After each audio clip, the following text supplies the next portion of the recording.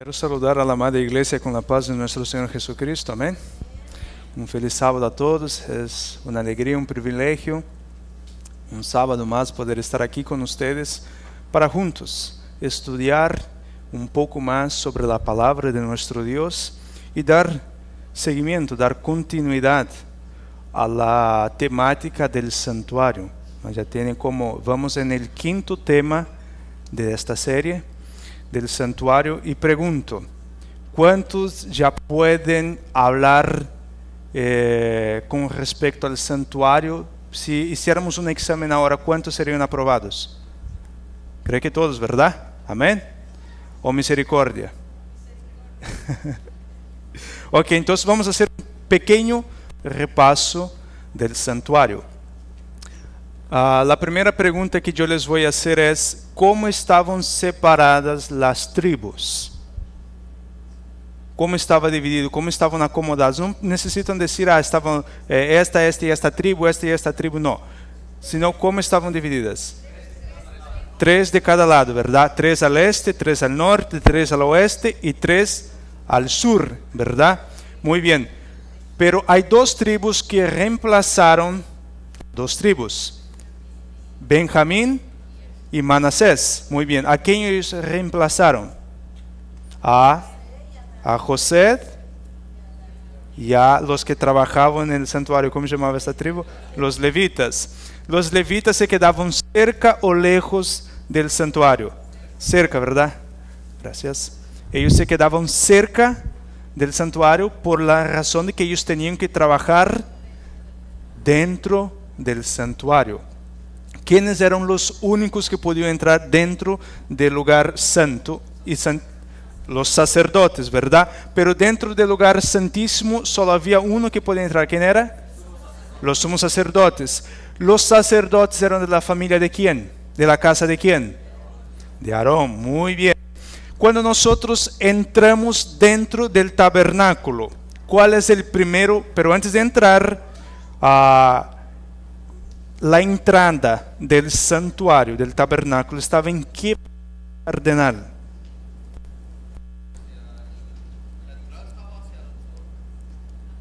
Pero ¿cómo llamamos este?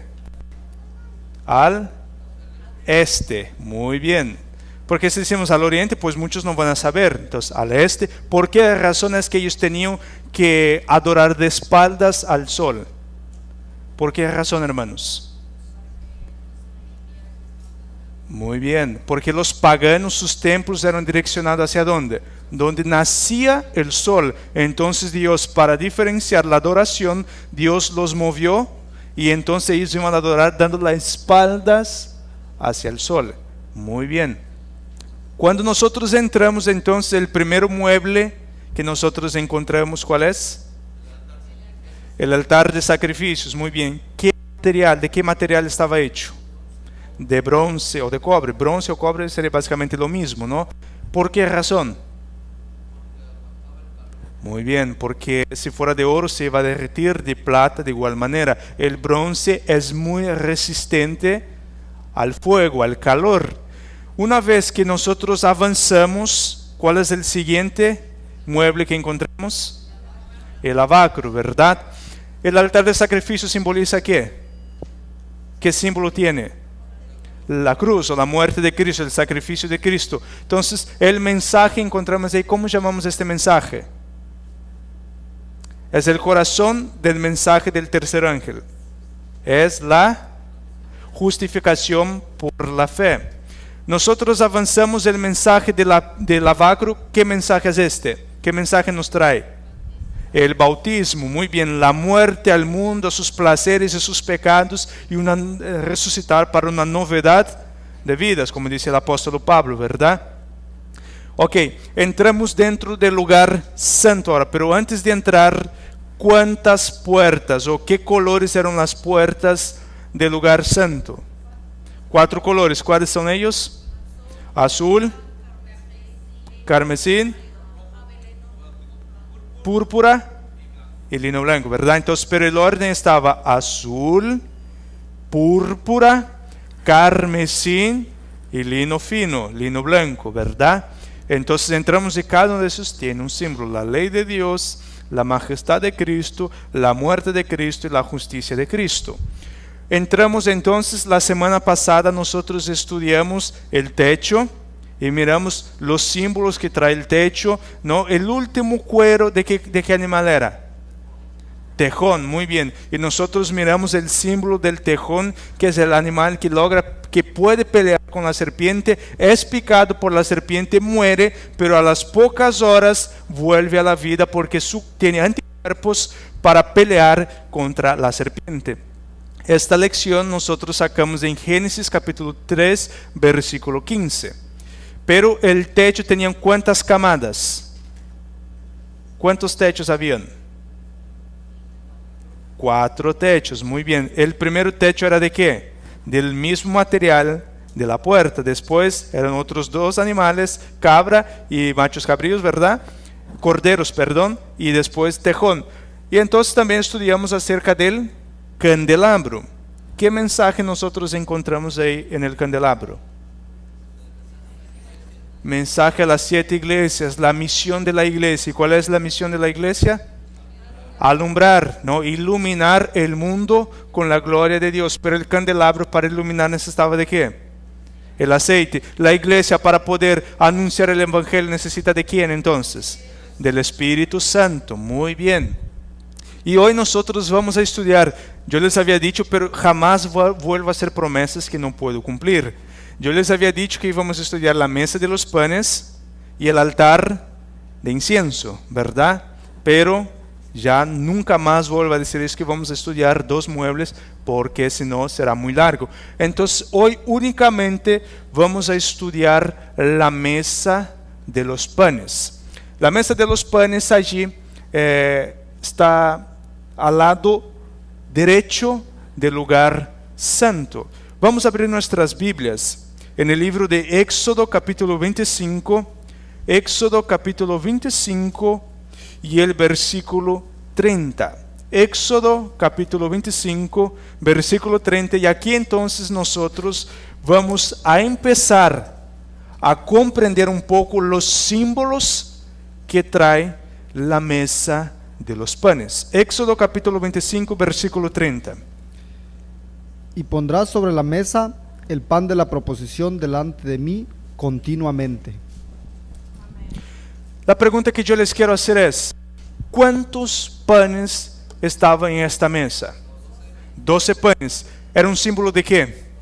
De las 12 tribus. Era una ofrenda diaria. Por esta razón que estos panes estaban en la presencia de Dios. Era un símbolo de las 12 tribus, como que las 12 tribus estaban, cada una de ellas, cada pan representaba uno de ellos, y era un símbolo de una ofrenda diaria hacia Dios, ¿no? Entonces allí, pero aquí no menciona, pero yo les voy a mencionar, la mesa de los panes también tenía otra cosa. ¿Qué más tenía allí? Los utensilios, la copa y el vino, la libación, ¿verdad? Y entonces, ¿quién era el único que podía comer esto? Los sacerdotes. Ellos eran los únicos que podían comer. El pan aquí tiene 2 símbolos que ahorita nosotros vamos a investigar, vamos a ver qué son estos símbolos. El primero de ellos es el alimento temporal. ¿Qué vendría siendo el alimento temporal? El pan de cada día, el alimento físico. Pero también tiene otro símbolo que es el pan espiritual. ¿Qué sería qué? La palabra de Dios, ¿verdad? Entonces, esto es por esta razón que estos panes tienen que estar diariamente en la presencia de Dios. Era como que el pueblo estaba agradecido con Dios por todas las bendiciones que Dios les daba, tanto materialmente como espiritualmente. De igual manera nosotros, es por eso que la Biblia, el libro de Levíticos, el libro de Deuteronomio también nos menciona que siempre cuando nosotros vamos a la presencia de Dios, ¿qué nosotros debemos llevar a Dios? ¿Qué debemos entregar a Dios siempre que vamos a su presencia?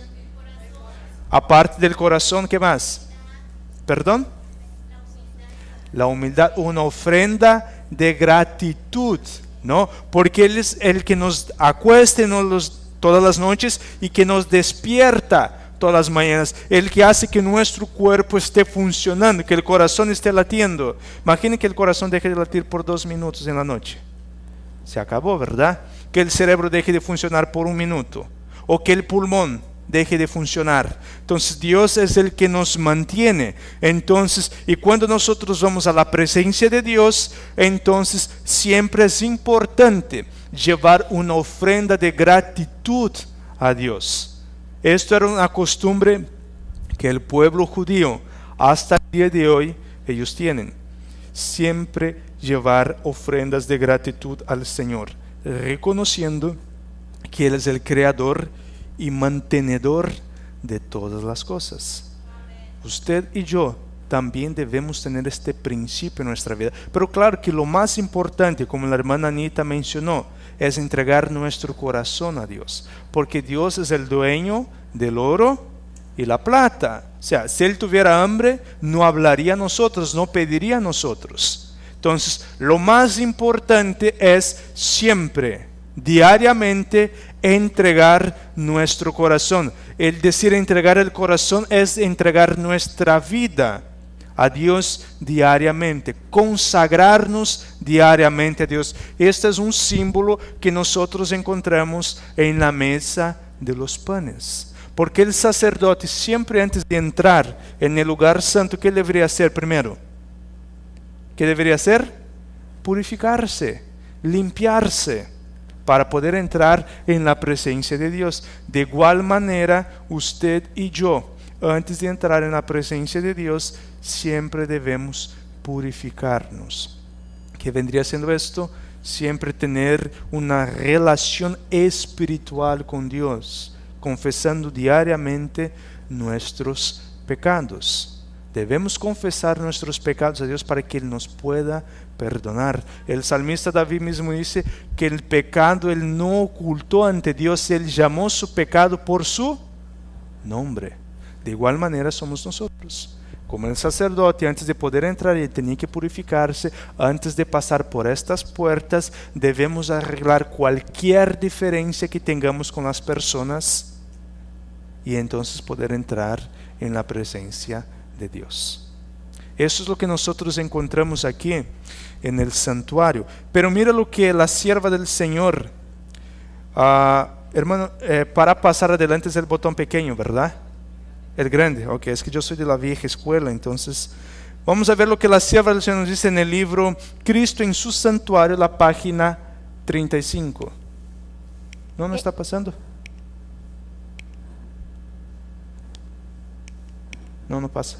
¿Puedes pasar ahí? Porque acá no me funciona eso. O mejor la batería. Pero igual, mientras van solucionando esto, la página es la página 35, el libro Cristo en su santuario. Era un reconocimiento de que el hombre depende de Dios tanto para su alimento temporal como para el espiritual, y de que se lo recibe únicamente en virtud de la mediación de Cristo. En el desierto, Dios había alimentado a Israel con el pan del cielo, y el pueblo aún dependía de su generosidad, tanto para las bendiciones del alimento temporal como las del espiritual. Muy bien.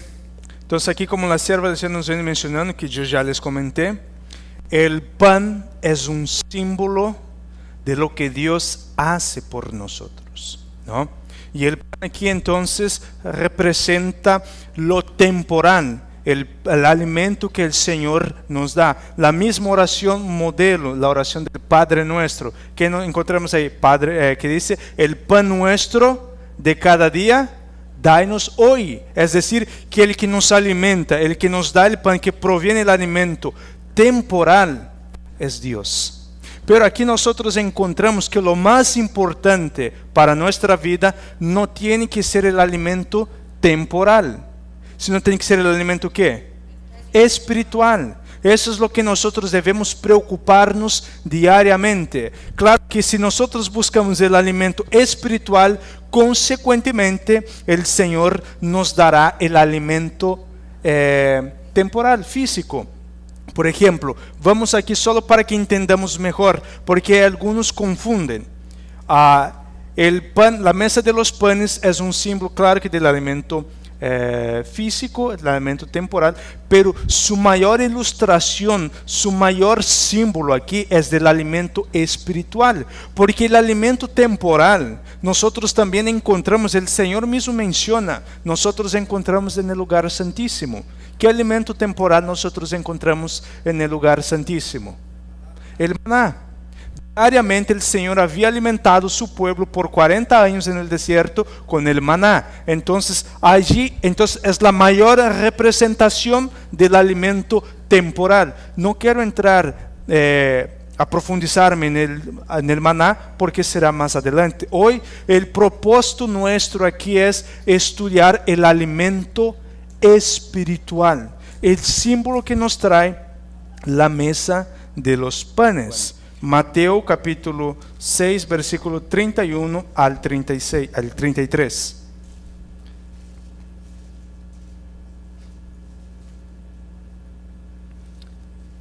No os afanéis pues diciendo, ¿qué comeremos o qué beberemos o qué vestiremos? Porque los gentiles buscan todas estas cosas, pero vuestro Padre Celestial sabe que tenéis necesidad de todas estas cosas. Mas buscad primeramente el reino de Dios y su justicia, y todas las cosas os serán añadidas. Muchas gracias.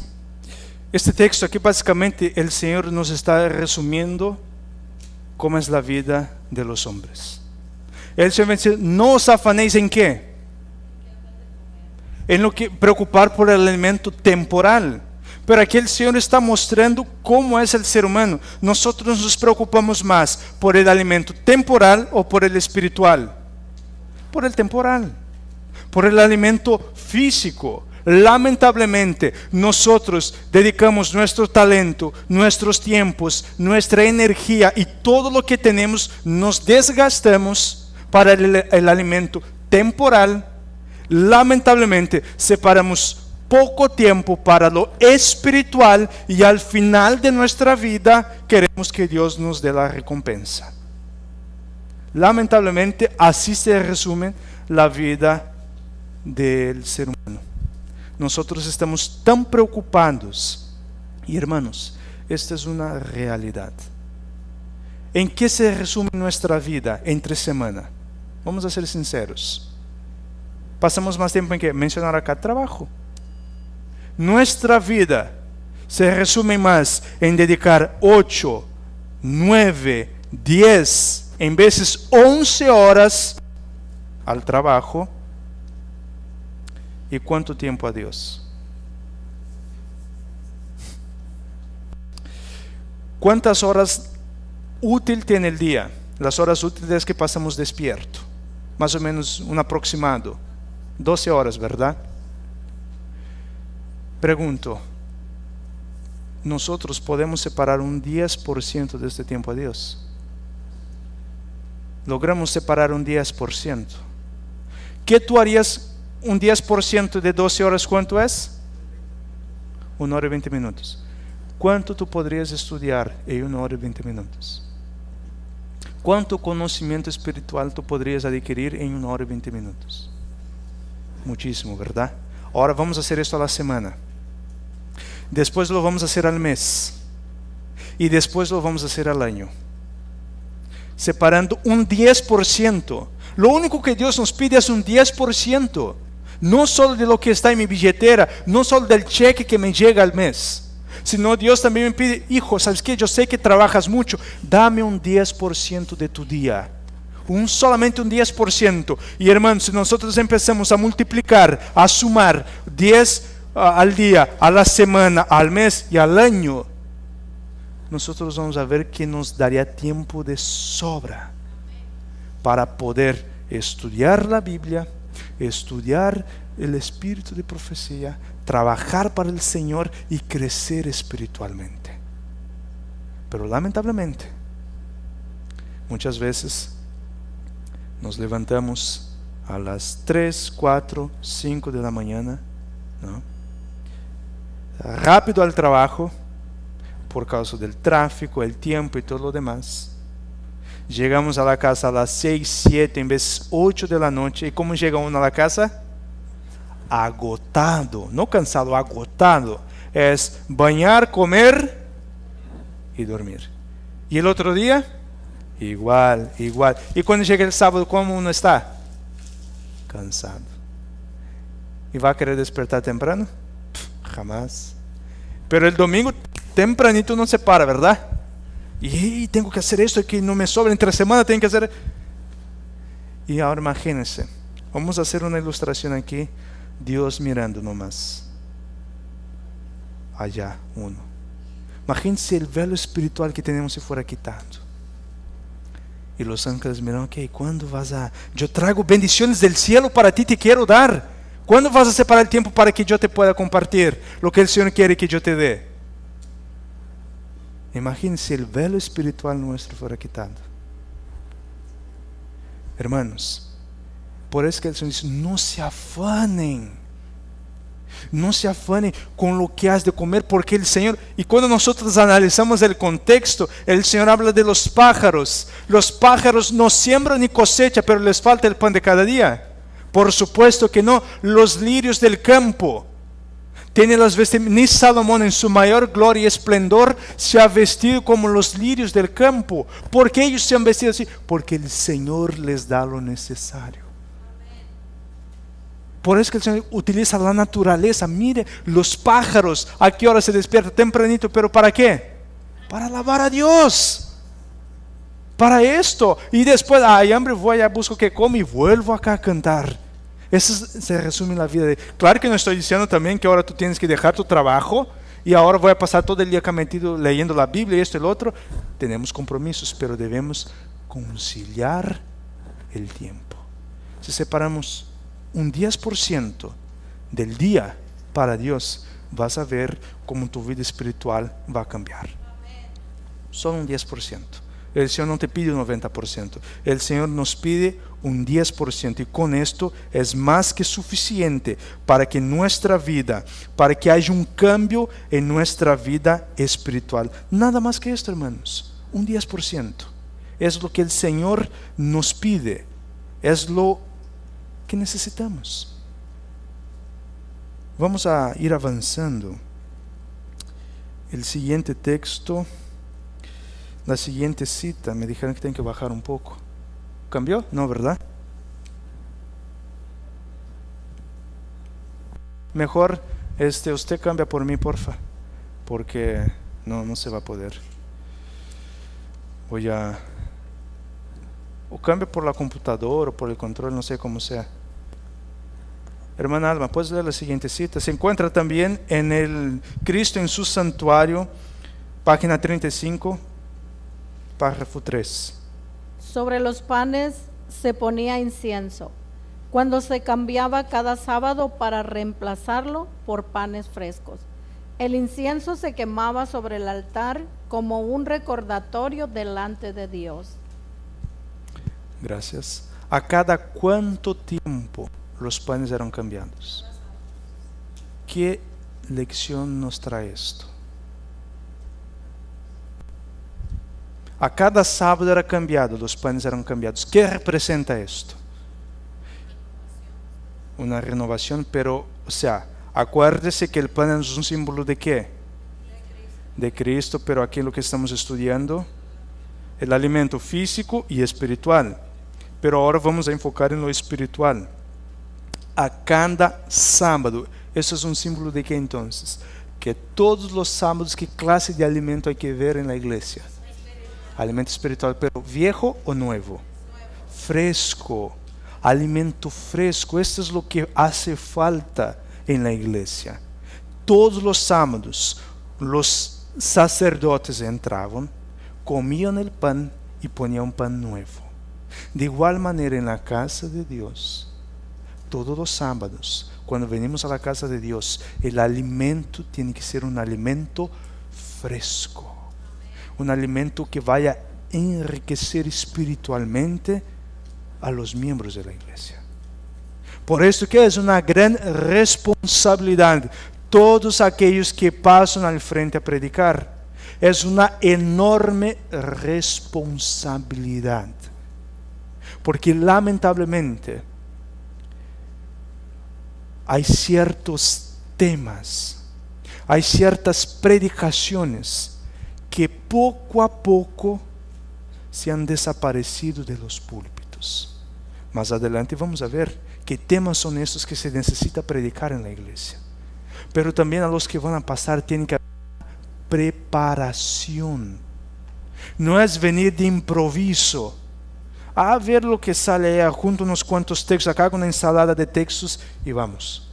No, uno tiene que consagrarse, prepararse para poder dar pan fresco a la iglesia. Porque si yo vengo de cualquier manera y preparo de cualquier manera mi tema, ahorita vamos a ver cómo el Señor llama a estas personas.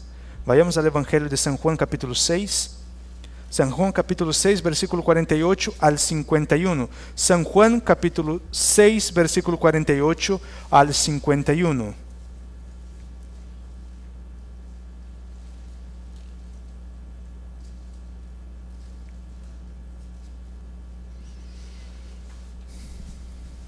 Yo soy el pan de vida.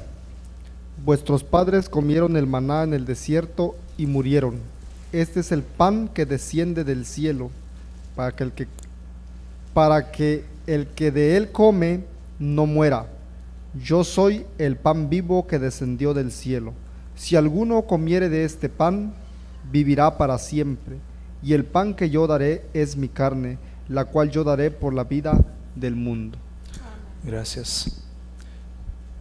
El pan aquí es Cristo. Es decir, que nuestros mensajes tienen que ser ¿qué entonces? Cristocéntricos. ¿Tenemos que predicar profecías? Sí. Pero en la profecía, ¿quién tiene que aparecer? ¿Quién tiene que ser enaltecido? Cristo Jesús. ¿Debemos predicar doctrinas? Sí, pero en la doctrina tiene que aparecer a Cristo Jesús. En todos los temas que nosotros vayamos a presentar, tiene que manifestarse, a presentar, aparecer Cristo Jesús. Si yo estoy predicando y no logro sacar Cristo en mi tema, en mi predicación, no es verdad presente. No es pan fresco para la iglesia, porque Cristo aquí viene diciendo en más de una vez: yo soy el pan vivo, yo soy el pan de vida. El que coma de este alimento no volverá a tener hambre y vivirá ¿para qué? Para siempre. Entonces mire que Jesús, aquí hablando con los fariseos, el conflicto aquí era sobre el alimento. Y ellos decían: Moisés dio pan, dio maná a nuestros padres. Entonces Jesús dice: pero yo soy el pan que descendió del cielo. Yo soy el pan vivo. Porque ellos comieron de este pan, ¿y qué pasó con ellos? Murieron. Murieron, ¿por qué? Porque ellos comieron el pan temporal.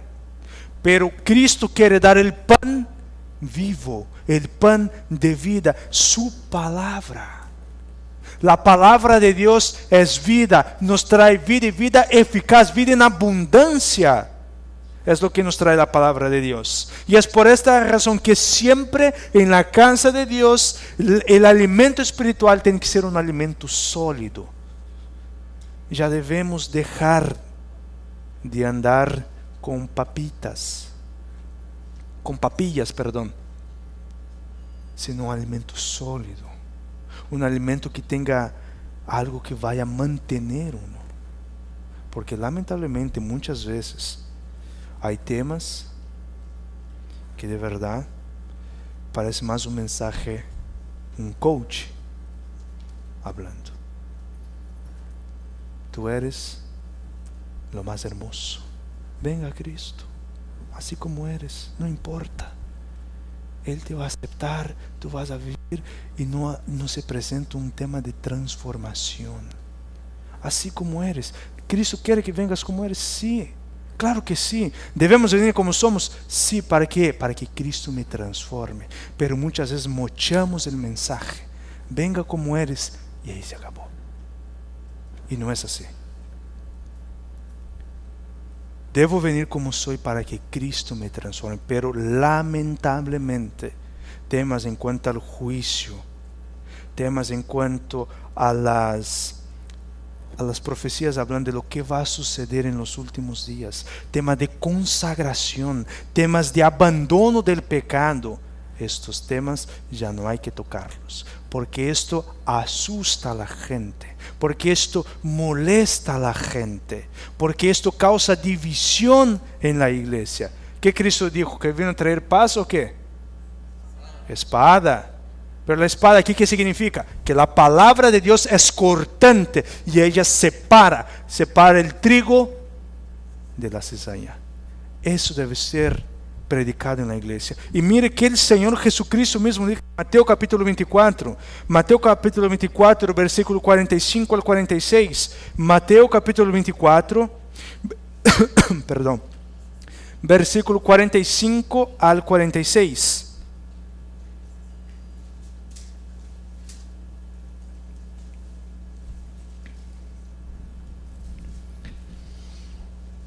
¿Quién es pues el siervo fiel y prudente al cual puso su Señor sobre su casa para que les dé el alimento a tiempo? Bienaventurado aquel siervo al cual, cuando su Señor venga, le haya haciendo así. ¿Cómo entonces que podemos reconocer un siervo fiel? El siervo fiel, ¿qué tiene que hacer? ¿Qué tiene que hacer el siervo fiel, hermanos? ¿Dar qué? ¿El alimento a qué? A su tiempo. Es decir, este mensaje aquí es direccionado ¿a quién? ¿A quién? Más que a la iglesia todavía, voy un poquito más allá. A los pastores. Este mensaje es direccionado, porque ¿quién es el responsable de alimentar a la iglesia? Los pastores.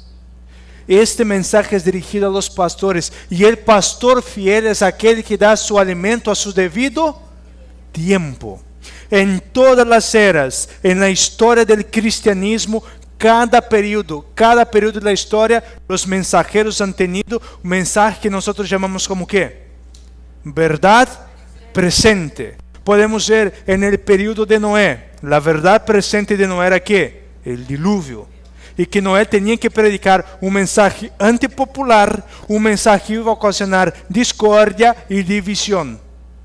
Pero Noé fue fiel a su cometido y predicó lo que Dios le había enviado. Podemos ir avanzando un poco más y nosotros encontramos a Moisés. La verdad presente de Moisés, ¿cuál era? Que el pueblo debería salir ¿de dónde? De Egipto. ¿Y era un mensaje fácil, sí o no? Muy difícil.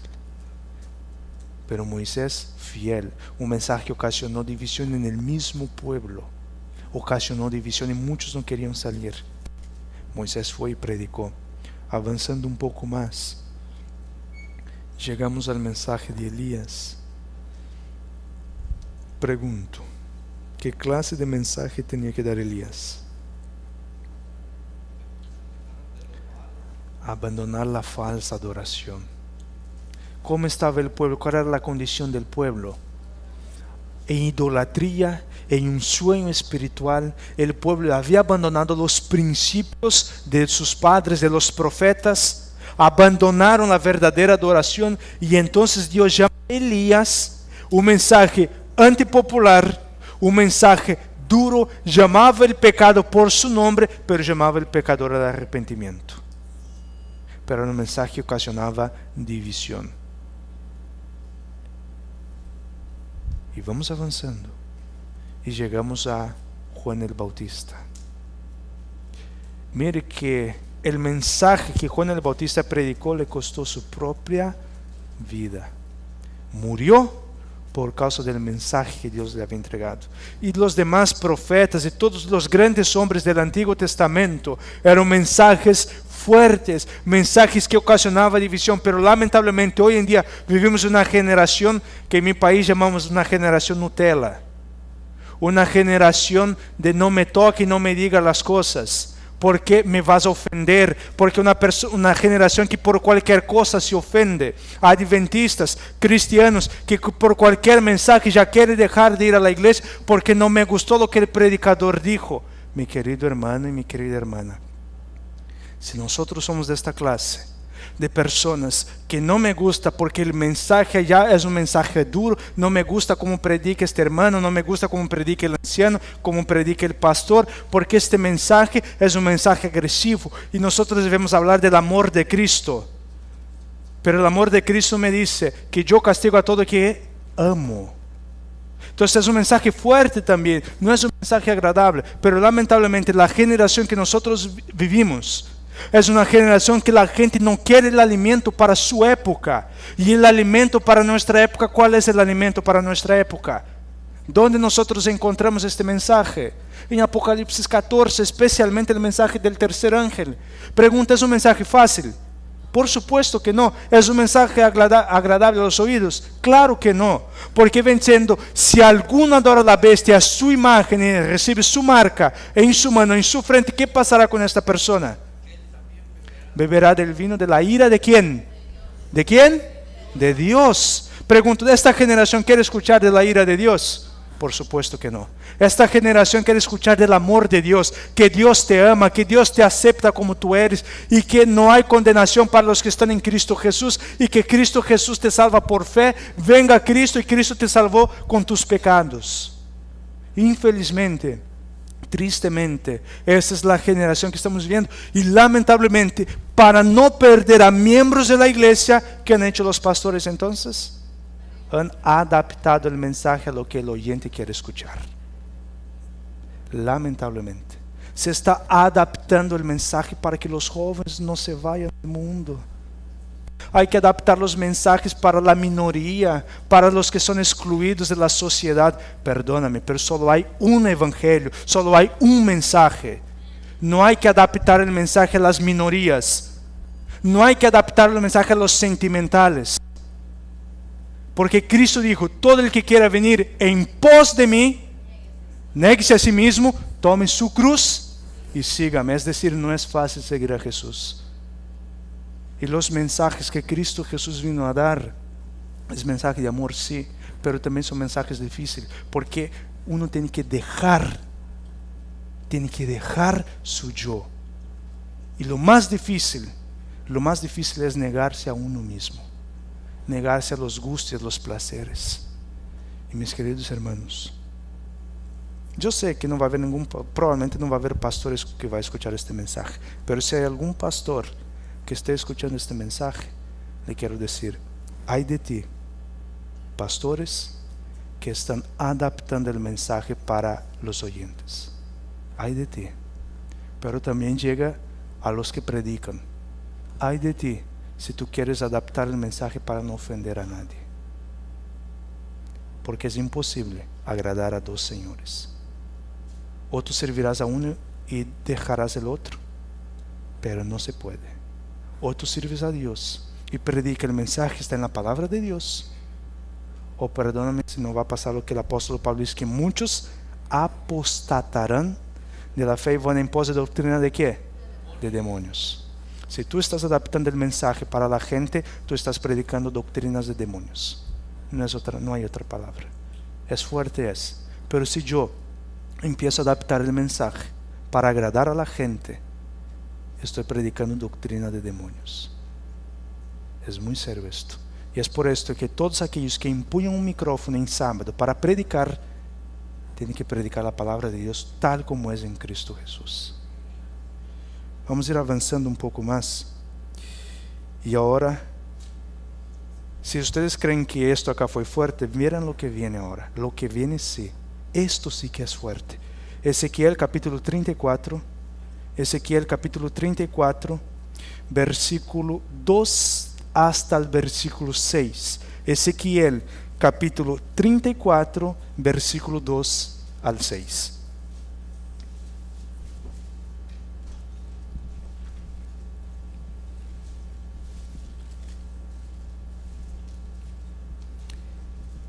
Hijo de hombre, profetiza contra los pastores de Israel. Profetiza y di a los pastores, así ha dicho Jehová el Señor, ay de los pastores de Israel que se apacientan a sí mismos. ¿No apacientan los pastores a los rebaños?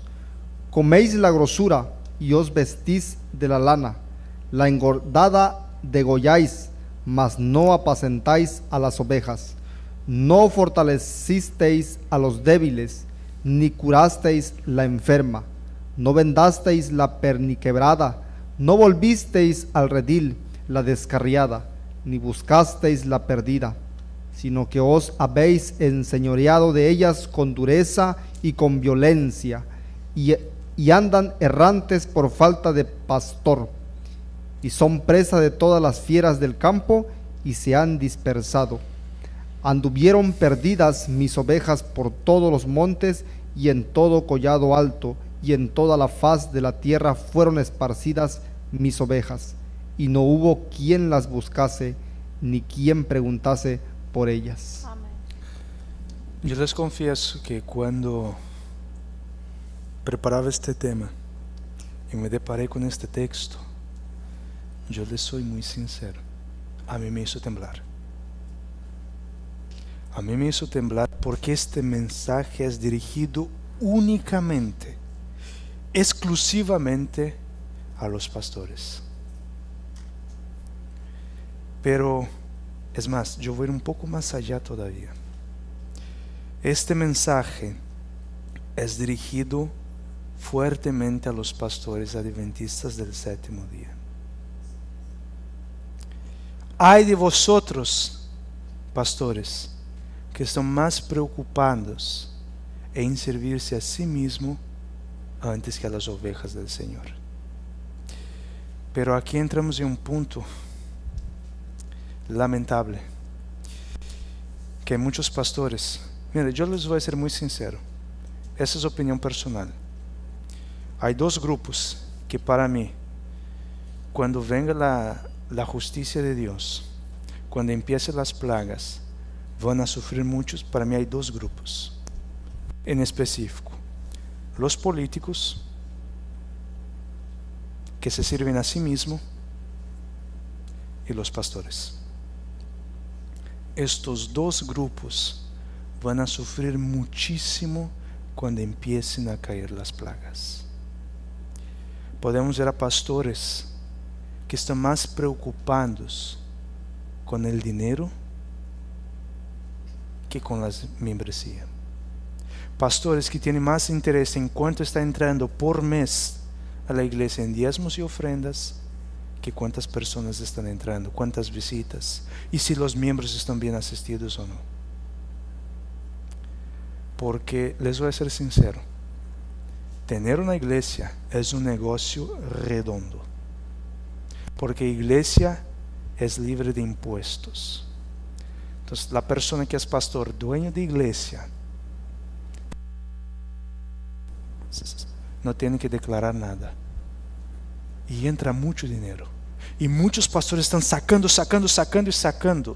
y yo voy a decir esta acá sin ningún miedo y sin ninguna vergüenza.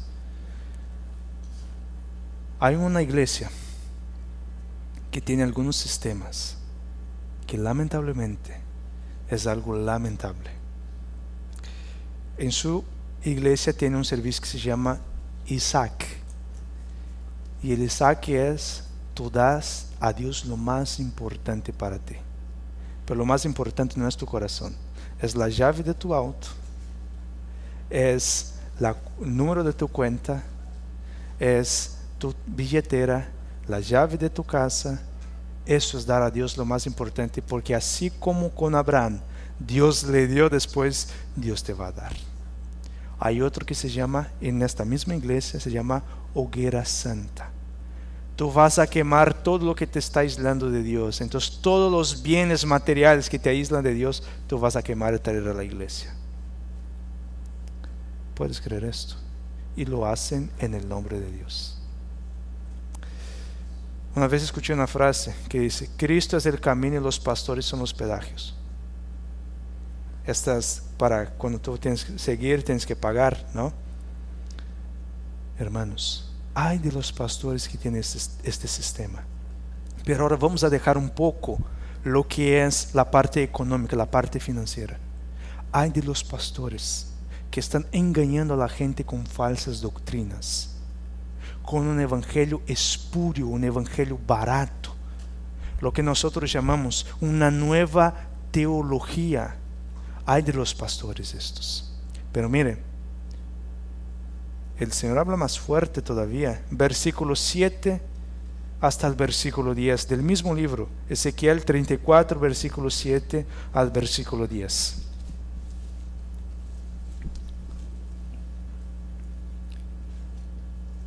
Por tanto, pastores, oíd palabra de Jehová.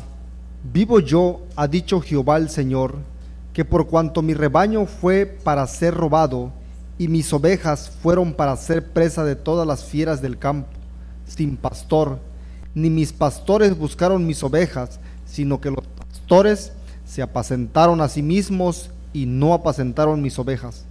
Por tanto, oh pastores, oíd palabra de Jehová. Así ha dicho Jehová el Señor: He aquí, yo estoy contra los pastores, y demandaré mis ovejas de su mano, y les haré dejar de apacentar las ovejas, ni los pastores se apacentarán más a sí mismos, pues yo libraré mis ovejas de sus bocas, y no les serán más por comida. Wow.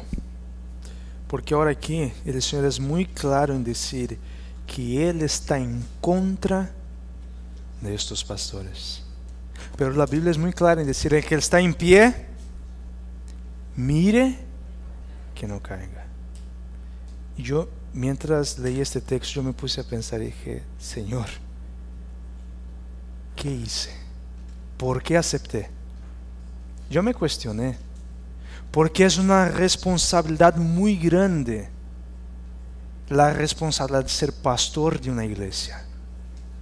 Una vez un hermano me dijo: mira, les quedó muy alto, les quedó muy grande este nombre pastor, deberían ser llamados nomás ministros, porque pastor es aquel que da la vida por sus ovejas. Ahora pregunta: ¿cuántos pastores están dispuestos a dar su vida por los miembros de la iglesia? Es más, mejor poner el miembro frente a él, ¿no? Para que agarre el disparo. Eso me hace acordar una vez que invitaron a un pastor y iban a hacer la temática en la sociedad de jóvenes era crisis final, la persecución. Y entonces estaba en la iglesia y se pusieron de acuerdo con los hermanos que se vistieron de policía, y mientras el pastor estaba predicando, ellos iban a entrar haciendo de cuenta que eran policía para llevar a este pastor a la cárcel. ¿Sabe qué pasó con este pastor? Cuando ellos entraron gritando: policía, policía, ¿dónde está el pastor? ¿Sabe qué dice el pastor? Bueno, yo soy visita, no soy pastor de esta iglesia. Y empezó a salir por miedo, porque él creía que verdaderamente aquellos hombres eran policías. ¿Sabe dónde pasó esto? En la iglesia adventista. Sí, ay Dios. Hermanos, es muy serio tener que alimentar a la iglesia. Eso es lo que nosotros encontramos en el lugar santo. La mesa de los panes representa el alimento espiritual que los pastores, pero ahora entro también a los hermanos, los demás que predican, tienen que dar a los demás. Es una responsabilidad muy, pero muy grande. Pero mire lo que la sierva del Señor nos habla en el libro Primeros Escritos, página 63, en cuanto a los mensajes que se tienen que predicar en los días en que estamos viviendo. Primeros Escritos, página 63. Vi la necesidad especial que tienen los mensajeros de velar y de tener todo fanatismo donde quiera que se levante. Quiero hacerles una pregunta para ustedes: ¿qué es fanatismo? ¿Ah? Hacer cosas por costumbre, ¿ok? Fanatismo, una vez un profesor explicó y a mí se me hizo muy interesante: es un lado de la verdad que se volvió loca. Fanatismo. Y entonces él empieza a explicar: los que hablan del amor de Dios es un tema importante, pero cuando la persona solo habla de esto, se convierte en ¿qué? Un fanático. Hablar de las plagas es importante, de los juicios, sí, es importante, pero cuando solo se habla de esto y no tiene otro mensaje, es fanatismo. Entonces todo lo que yo llevo a un extremo es un fanatismo. Y se puede fanatizar hasta mismo con el mensaje. Uno se puede fanatizar. Cuando la persona solo se enfoca en esto. Había una persona que ella había estudiado el libro Palabras de Vida del Gran Maestro. Y ella tomó la decisión que en su iglesia solo se predicaba, todos los mensajes tenían que ser de las parábolas de Jesús. Ningún otro mensaje, solo parábolas y nada más. Se fanatizó. Es importante, las parábolas son muy buenas. Por supuesto que sí. Pero cuando yo solo me concentro en esto es fanatismo. La sierva del Señor entonces viene diciendo que los ministros se tienen que tener mucho cuidado con el fanatismo. Pero ¿cómo es que se puede combatir el fanatismo? Ella misma lo explica en Primeros Escritos. La siguiente cita, página 63. Son muchas las preciosas verdades que contiene la palabra de Dios, pero es la verdad presente lo que el rebaño necesita. He visto el peligro que existe de que los mensajeros se desvíen de los puntos importantes de la verdad presente para espaciarse en temas que no tienden a unir el rebaño ni santificar el alma. En esto, Satanás aprovechará toda ventaja posible para perjudicar la causa. Entonces, ¿de qué manera es que vamos a poder combatir el fanatismo? ¿A través de qué? La verdad presente. Es únicamente, ella viene diciendo, hay muchos mensajes importantes en la Biblia, sí, pero es que muchas veces los pastores, los ministros, se pierden en mensajes que no son tan importantes para nuestra generación. Por ejemplo, imagínense el diluvio. Es un mensaje importante para nuestra generación. ¿Es verdad presente para nosotros? No. ¿Podemos sacar lecciones de allí? Por supuesto que sí, pero no es verdad presente. Eso no es una verdad presente. El mensaje que Moisés llevó a Egipto no es verdad presente. Entonces, muchas veces hay pastores que se dedican a temas que ya no son verdad presente, que podemos sacar lecciones, pero que no es verdad presente. Lo que el rebaño necesita para poder distinguir qué es un fanatismo es la verdad presente. Pero la pregunta ahora es, ¿qué es verdad presente? La siguiente cita en Primeros Escritos, ella nos explica qué es verdad presente. Pero los temas como el santuario en relación con los 2300 días, los mandamientos de Dios y la fe de Jesús son perfectamente adecuados para explicar el movimiento adventista pasado y cuál es nuestra posición actual. Establecer la fe de los que dudan y dar certidumbre al glorioso futuro. He visto con frecuencia que estos eran los temas principales de los cuales deben esparcirse los mensajeros. ¿Qué sería verdad presente entonces? Predicar sobre qué temas. El santuario. Entonces, la temática que estamos teniendo acá, ¿es verdad presente? Sí. Por supuesto que sí. Predicar sobre el santuario, pero unido ¿con qué? Con Daniel 8:14, las 2300 tardes y mañanas. También es importante, o sea, otra verdad presente, la fe de Jesús. Es una verdad presente. Justificación por la fe es verdad presente. Esos son los temas que los pastores deberían estar predicando, que nosotros debemos estar predicando. El mensaje de los 3 ángeles, primero, segundo y tercero ángeles. Ahí nosotros encontramos, podremos decir, que los 7 pilares, que las 28 creencias. En el mensaje de los 3 ángeles, nosotros encontramos todos estos mensajes. Ese es el mensaje que se tiene que predicar en los días en que nosotros estamos viviendo. Eso es lo que debemos predicar. Predicar sobre David y Goliat. Perdóname, pero eso ya no estamos más viviendo en este tiempo de predicar sobre esto. No estamos más viviendo en el tiempo de predicar mensajes que de verdad no traen un crecimiento espiritual a la iglesia. Toda la Biblia es importante, todos los mensajes es importante, sí, pero hay mensajes que son más importantes que otros. Y uno va a pensar, ¿cómo es esto? Si todo es importante, ¿cómo que uno es más importante que el otro? Es simple, vamos a volver a utilizar el mensaje de Noé. Imagine que si en este periodo allí, Noé, ao invés de predicar que Dios iba a enviar un diluvio, empezaba a decir, no, Dios es amor, Dios te quiere salvar, te ama, Dios te quiere, Dios te aprecia. Pregunto, ¿cuántas personas iban a escuchar verdaderamente el mensaje? Ninguna. Lo que Noé debería predicar es, hermanos, Dios los ama, por esto Dios también preparó un arca porque Él enviará un diluvio para destruir a los impíos y pecadores. Ahí sí es. Pero hoy en día hablamos, Dios es amor, Dios te quiere, Dios te aprecia, pero no hablamos qué pasa, por qué es que Dios nos quiere salvar, Dios te quiere salvar, pero no hablamos de qué Dios nos quiere salvar. Eso no se habla, esto no se predica. Las secciones dicen que lo que va a poder mantener la iglesia firme, la iglesia que es militante, llegar a ser triunfante, es la verdad presente, el santuario. En el santuario encontramos todo el plan de la redención. Encontramos, ahí está el fundamento de nuestra fe.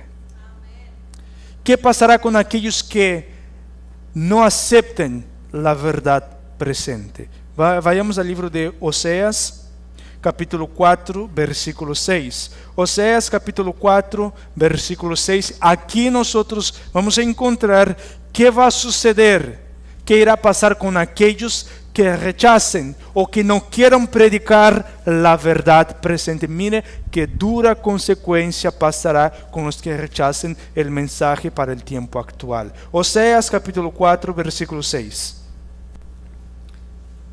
Mi pueblo fue destruido porque le faltó conocimiento.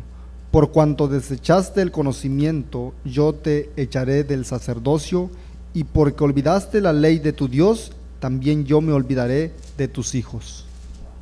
Miren qué fuerte acá, mis queridos hermanos. ¿Por qué es que el pueblo padece? ¿Por qué es que el pueblo será castigado, será destruido? ¿Por falta de qué? Conocimiento. Pero aquí entra un punto que dice, pero ¿y dónde queda ahí que la ignorancia, que la gente no sabía? Y ahora, ¿cómo entra acá? Hermanos, debemos entender algo. Nosotros somos responsables por la luz que hemos recibido, pero también somos responsables por la luz que no tenemos. Y uno va a pensar, pero ¿cómo es esto? ¿Cómo que Dios me va a juzgar por una luz que yo no tengo? Yo creo que la mayoría de ustedes ya escucharon gente y ¿sabes qué? No me predique, porque si tú me predicas yo voy a conocer. Y si yo voy a conocer tengo que vivir. Entonces prefiero seguir ignorante así Dios no me va a juzgar. ¿Cuántos ya escucharon esto? Muchas veces, ¿verdad? Esto es por falta de conocimiento. O sea, la persona ignoró, rechazó el conocimiento. Entonces la ignorancia voluntaria, para la ignorancia voluntaria no hay perdón. No existe perdón. Eso es lo que el texto nos está diciendo aquí.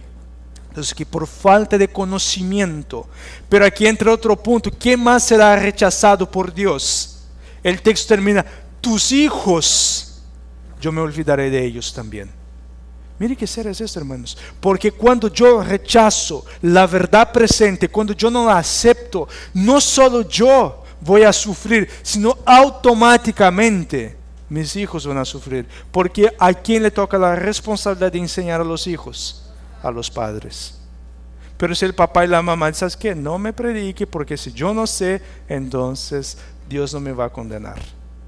Entonces no solamente tú vas a sufrir, sino que los hijos también.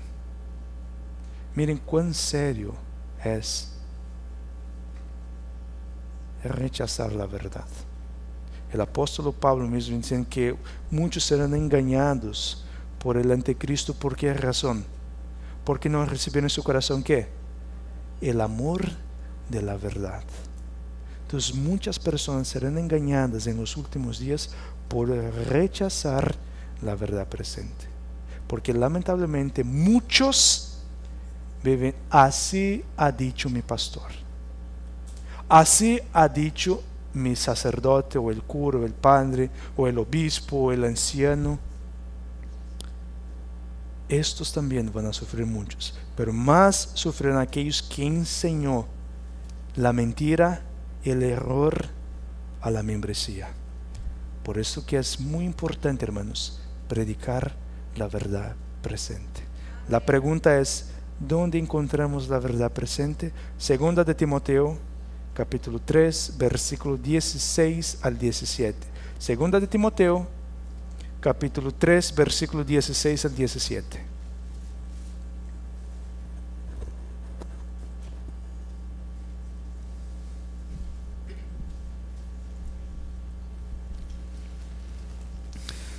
Toda la escritura es inspirada por Dios y útil para enseñar, para redarguir, para corregir, para instruir en justicia, a fin de que el hombre de Dios sea perfecto, enteramente preparado para toda buena obra. Gracias. Cuando el apóstol Pablo enseña que toda la escritura es inspirada por Dios, ¿a qué el apóstol Pablo se estaba refiriendo aquí? Al Antiguo Testamento, muy bien, debemos ser honestos. A los que dicen que el Antiguo Testamento era para los levitas, explícame esto acá. Explica con el apóstol Pablo, porque aquí el Nuevo Testamento no existía. Y el apóstol Pablo dice, toda la escritura es inspirada por Dios. ¿Y es útil para qué? Para enseñarnos, para redarguirnos, para corregirnos, para instruirnos en qué? En justicia, para que el hombre sea ¿qué? Perfecto, ¿en qué? En toda buena obra. ¿Quieres conocer la verdad presente? Ve a la Biblia. Ahí vas a encontrar la verdad presente. Pero ahora mira cómo el diablo es astuto. Este texto en griego, muchos estudiosos dicen que no existe la palabra es. Y que tú puedes poner en una o en otro lado la palabra es. Y miren cómo muchos teólogos están poniendo este texto. Hermana, lo que yo no está acá, solo le mandé a la hermana. Lea la última cita que yo le mandé. Miren cómo ellos lo están poniendo este texto. Toda la escritura inspirada por Dios es útil para la enseñanza, para la reprensión, para la corrección, para la instrucción en justicia. ¿Lograron entender algo acá? Quitando la palabra es, mira cómo el diablo es astuto, quitando este verbo es, porque lo están diciendo que hay palabras, hay escrituras que son inspiradas por Dios en la Biblia, pero hay unas que no son inspiradas por Dios. Entonces, lo único que es inspirado, entonces esto es útil. Lo demás nosotros tomamos como consejos. El Antiguo Testamento, por ejemplo. Mira cómo es el diablo, es astuto. Porque él no necesita cambiar todo el texto. Con una coma que él saque o con algo que él saque, ya echó por tierra el texto. Pero la Reina Valeria antigua, ella viene, toda escritura es inspirada por Dios. Mis queridos hermanos, si alguien viene con este texto para ti, entonces pídale que le explique este texto. Segunda de Pedro, capítulo 1, versículo 21. Primera de Pedro, capítulo 1, versículo 21. Perdón, segunda de Pedro 1, 21. Segunda de Pedro 1, 21.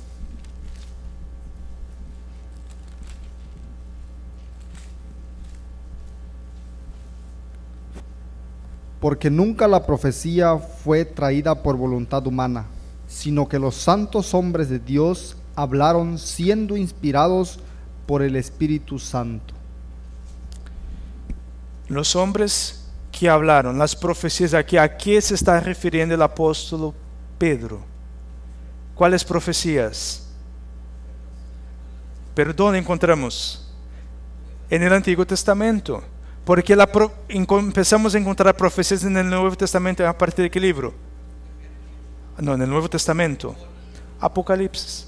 Aquí todavía el Apocalipsis no había sido escrito. El apóstol Pedro dice que toda la profecía no fue dada por voluntad humana, sino fueron inspirados por ¿quién? Por el Espíritu Santo, por el Espíritu de Dios. Y la mayor prueba de que las profecías no fueron dadas por voluntad humana, podemos ver el caso de Jeremías. que Dios lo llama a predicar y que dice Jeremías, Señor, yo no paso de un niño, yo soy apenas un niño, no puedo predicar. Y pregunto, ¿la vida de Jeremías fue fácil? Por supuesto que no. ¿La vida del profeta Elías fue fácil? Tuvo una vida tremenda. Moisés tuvo una vida fácil. ¿Ustedes creen que si estos hombres fuera de voluntad de ellos, ellos iban a querer dar estos mensajes? Por supuesto que no, porque ellos estaban siguiendo lo que dice la mesa de los panes, dando el alimento a su tiempo, la verdad presente para su generación. Y de igual manera usted y yo debemos dar el alimento espiritual a su debido tiempo. El pan es un símbolo perdón. El pan es un símbolo de la palabra de Dios. Y tú y yo debemos predicar la palabra de Dios como fue dada. No debemos adaptar nuestro mensaje. Quiero terminar con el texto, el Evangelio de San Juan, capítulo 8, versículo 32. San Juan capítulo 8, versículo 32.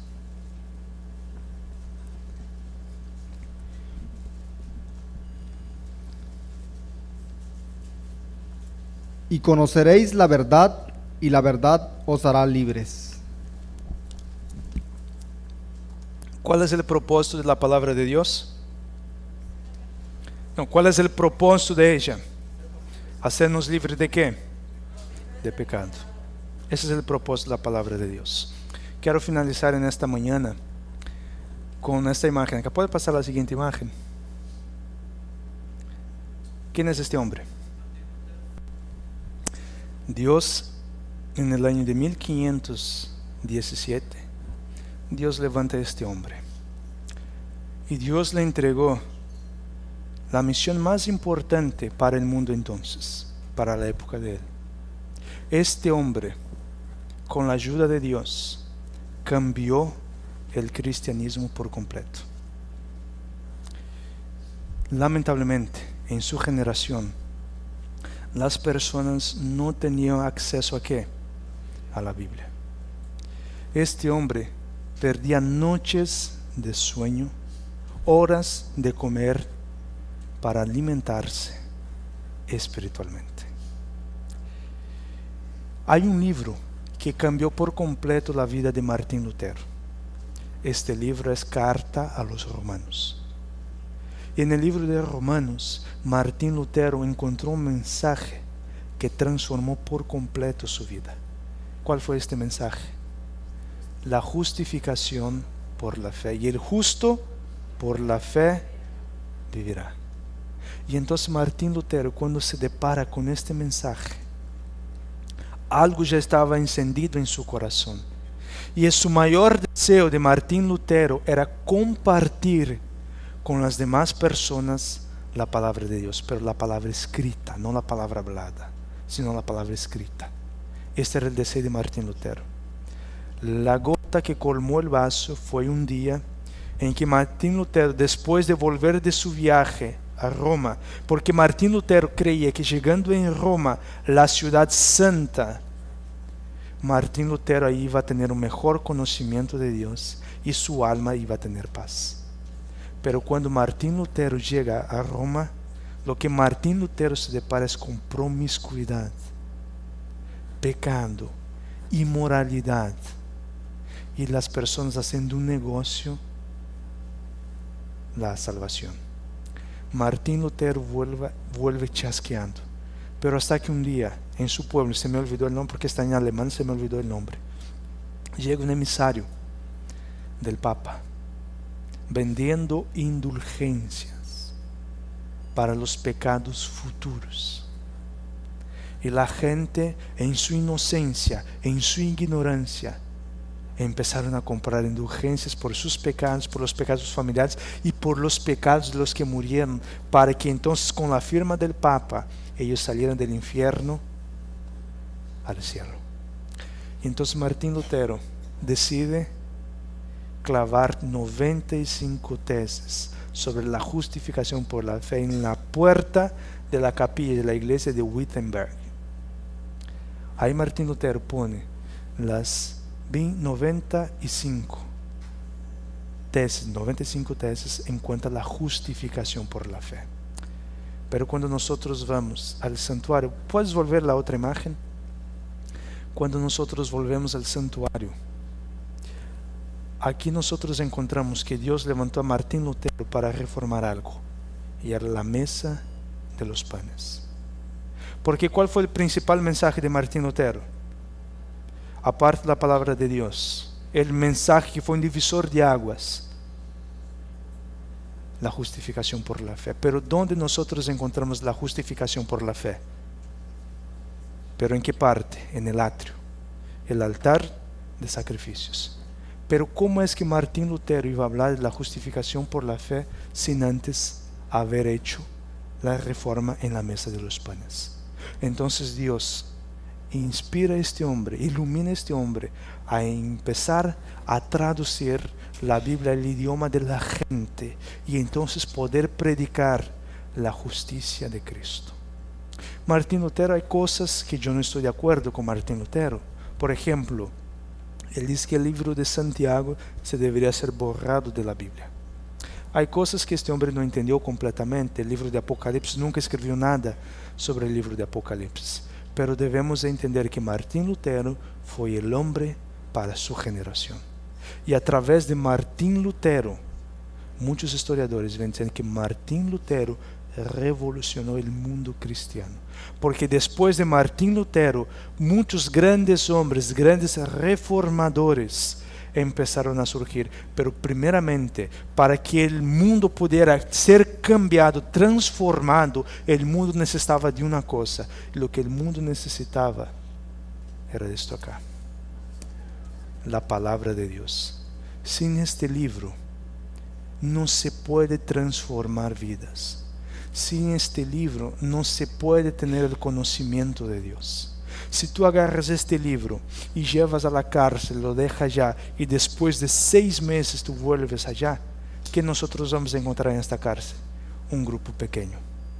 Si yo agarro cualquier otro libro del mejor escritor que sea y yo lo llevo a la cárcel, ninguna persona será transformada. Pero este libro, esta palabra, tiene poder para transformar vidas. Si tú y yo hoy todavía no hemos sido transformados, es porque nos falta el estudio de esta literatura. Esta es la mayor literatura biográfica de la vida de Cristo, la Biblia. Nos cuenta la historia, nos cuenta el presente y nos cuenta el futuro. ¿Quieres conocer el futuro? Ve a la Biblia. La Biblia fue concebida en el cielo, pero tuvo su nacimiento en la tierra, inspirada por Dios, pero escrita por santos hombres, amada por los fieles, temida y odiada por las tinieblas, y es el único que te puede conducir a la vida eterna. Sin este libro aquí, mis queridos hermanos, sin el pan espiritual, sin este alimento, tú y yo jamás podremos ver a nuestro Señor Jesucristo viniendo en las nubes del cielo con poder y gran gloria. Porque esto aquí va a ser la última revolución en este mundo. Pero para que este libro pueda tener efecto, el Señor necesita de una otra pieza, que es alguien que esté detrás de este libro. Y este alguien eres tú. Sin ti, el Señor no puede hacer la última revolución, la última reforma que Él quiere hacer en este mundo. Y es por esto que el Señor te llama hoy a que se consagre, a que se dedique, a que se prepare para la crisis que vendrá. Pero los que tengan esta palabra, 1000 caerán a tu izquierda, 10,000 a tu derecha, pero tú no serás afectado. Que el Señor te bendiga y te guarde. Este es mi deseo y mi oración. Los invito a que finalicemos con una palabra de oración.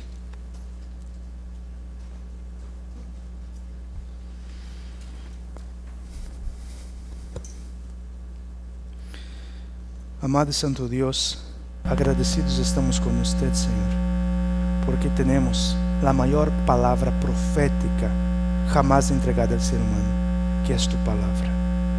Te agradecemos porque todavía tenemos el privilegio, la oportunidad y la libertad de poder escudriñar tus escrituras.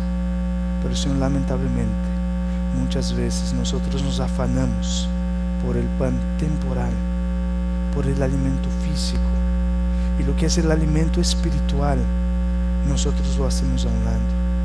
Perdónanos, Señor, por esta negligencia y por esta falta. Que tu Santo Espíritu pueda poner en nuestro corazón, Señor, el deseo, el ardiente deseo de poder escudriñar tus sagradas escrituras, porque ellas tienen el poder de transformar nuestras vidas. A través de tu palabra es como usted quiere comunicarse con nosotros, porque tú tienes una palabra viva, una palabra eficaz, y cuando tú ordenas, las cosas suceden. Y por eso, Señor, queremos te pedir que en esta hora podemos ser los últimos reformadores de este mundo, los que van a alumbrar la tierra con tu gloria. Pero es imposible hacer esto, Señor, sin antes tener un pleno conocimiento de las Sagradas Escrituras. Gracias te damos, Señor, porque en el santuario podemos encontrar las bases y el fundamento de nuestra fe. Podemos encontrar lo que necesitamos hacer para tener un encuentro con Cristo. Señor, despídanos de tu casa, pero nunca de tu presencia. Son bendiciones que te pedimos y agradecemos en el sagrado y bendito nombre de Cristo Jesús oramos.